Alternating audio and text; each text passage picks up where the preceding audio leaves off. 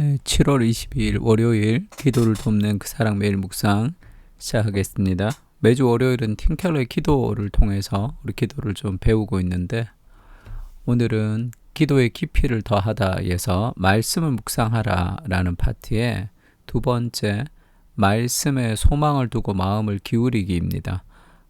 지난주에는 첫 번째 묵상은 이 생각에 초점을 맞추기였어요. 그러니까 말씀에 좀 생각에 초점을 맞춰서 말씀이 무엇을 뜻하는지를 알아가라는 겁니다. 그 다음에 그 말씀을 깨달았으면 이제 inclining the heart, 그러니까 마음을 막 기울이는 거, 마음을 쏟아라는 거죠. 말씀에 생각에 초점을 맞추어서 하나님과 그리스도, 구원과 영원, 인간의 상태에 관한 말씀을 정확하게 바라보는 시각을 가졌다면, 이게 지난주에 한 거죠. 이 생각을 고정하는 거. 이제는 거기에 소망을 두고 만족을 얻을 수 있을 때까지 마음을 기울여야 한다. 그 은혜를 받고 은혜를 받지 못하고 하는 그 결정적인 차이는 여기에서 있습니다. 그러니까 성경을 설교를 듣거나 성경을 읽을 때 그것을 깨닫지 못하는 사람은 잘 없죠. 어떤 말인지를 압니다. 근데 그것이 내가 아는 것하고 그 내 안에 어떤 감동으로 다가오는 것하고는 다르죠. 그냥 가만히 읽으면 하나님의 말씀이 스스로 알아서 내 안에 이렇게 들어오는 것이 아니라 마음을 쏟아야 돼요. 거기에 마음을 기울이는 그런 과정이 필요합니다. 이것을 존 오웬은 온갖 정서를 아우르는 경향, 그리고 성향 또는 틀로서 마음이 영적인 것들을 붙들고 늘어지며 그 안에서 사랑과 기쁨을 찾으며 거기에 온 관심을 쏟는 일이다, 이렇게 표현했습니다. 그러니까 이제 마음이 기울이는, 마음을 막 애쓰는 그런 과정이 필요하고, 성향은 이 디스포지션, 이 마음의 변화를 뜻하는 것이고요. 그리고 이 마음이 영적인 것들을 붙들고 늘어지며 사랑과 기쁨을 찾는다 할 때 그건 어펙션을 얘기합니다. 마음 가장 깊은 곳에 있는 그 나의 사랑과 애정을 쏟아야 되는 거죠. 마음을, 그 말씀에 내 마음을 기울이는 그런 과정이 필요하죠. 한마디로 마음이 지상에서 천국으로 옮겨가기를 구하는 것이다, 이렇게 얘기했습니다. 그러니까 마틴 루터는 이것을 마음에 떠오르는 진리를 붙들어 가르침으로 받아들이고 나면 곧바로 그 말씀 가운데 드러난 하나님의 성품 가운데 찬양할 만한 면모, 그 다음에 스스로 회개해야 될 허물, 간구해야 할 일들은 무엇인지 골똘히 궁리했다는 거예요. 말씀을 가지고 이것이 하나님에 대해서 어떤 얘기를 하는가, 하나님에게 내가 어떻게 찬양해야 될까, 이것을 가지고, 그리고 이것이 내 안에 있는 죄를 어떻게 돌아보게 해주는가를 생각하고, 그리고 내가 앞으로 어떤 걸 간구해야 될 것인지, 이 세 가지를 가지고 말씀을 받다는 거예요. 그러니까 매번 진리를 하나님과 자신 그리고 세상에 들이댔던 것이다. 그러니까 말씀에 마음을 기울여서 계속 그렇게 생각하는 과정을 루터가 가졌다는 겁니다.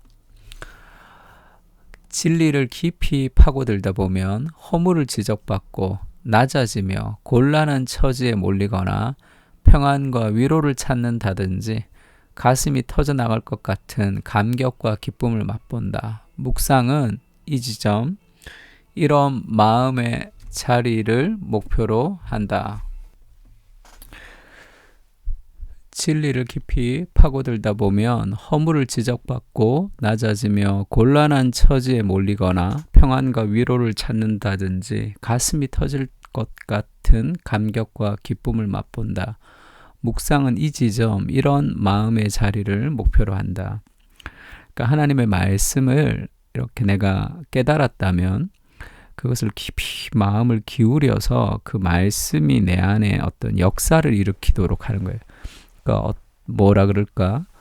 어떤 찔림, 그리고 내 삶을 돌아볼 수 있는 마음, 이 거울의 기능을 이제 하기도 하죠. 그리고 하나님의 사랑, 그리고 하나님의 은혜가 나의 가슴에 부딪힐 수 있도록 계속 붙들고 묵상하고 견디는 인내의 작업, 그러니까 곰탕 끓이듯이 계속 끓여야지 그 깊은 그런 진액이 흘러나옵니다. 하나님의 말씀을 계속 생각하는 것이 좋습니다. 이것을 목표로 하는 거죠. 그 마음의 감동이 올 때까지입니다.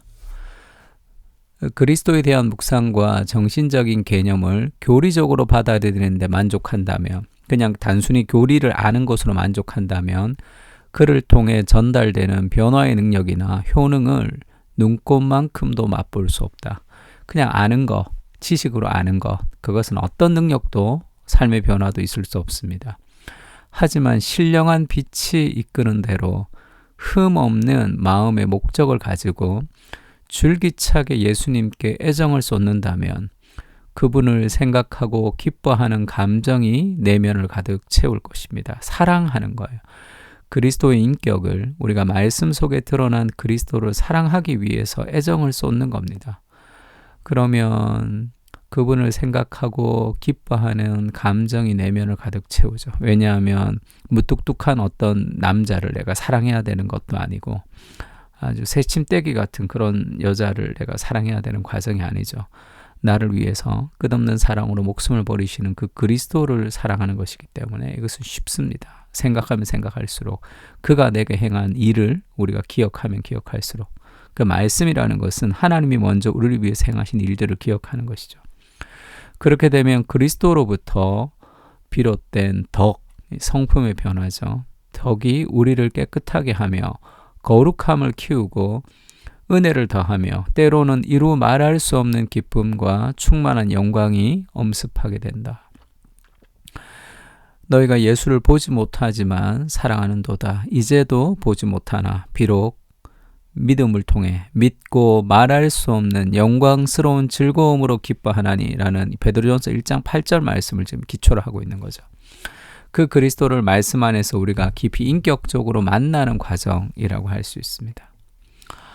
말씀을 공부하거나 묵상해서 즐거워할 뿐만 아니라 가슴 깊이 사랑하고 만끽하며 그를 통해 삶이 달라지는 역사를 경험하는 수준에 이르러야 한다. 이게 묵상이 거기까지 가야 된다는 거죠.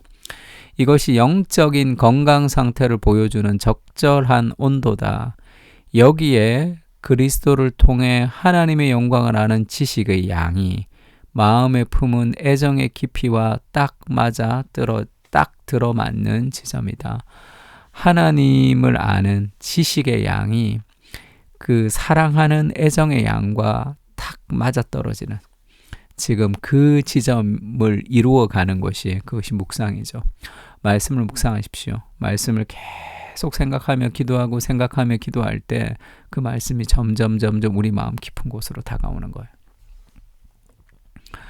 시편 119편 1절에서 5절이고 그리고 6절에서 10절입니다. 이거를 제가 띄워줄 테니까 이걸 보면서 한번 계속 묵상해 보세요. 여호와가 어떤 분이신지, 내가 어떤 부족함이 있는지, 그리고 앞으로 어떻게 간구해야 될 것인지, 루트가 가져다 주신 이 세 가지 그 도구를 통해서 우리가 말씀을 더 깊이 묵상하고 말씀에 마음을 쏟는 것을 좀 연습하는 시간을 가지면 좋을 것 같습니다.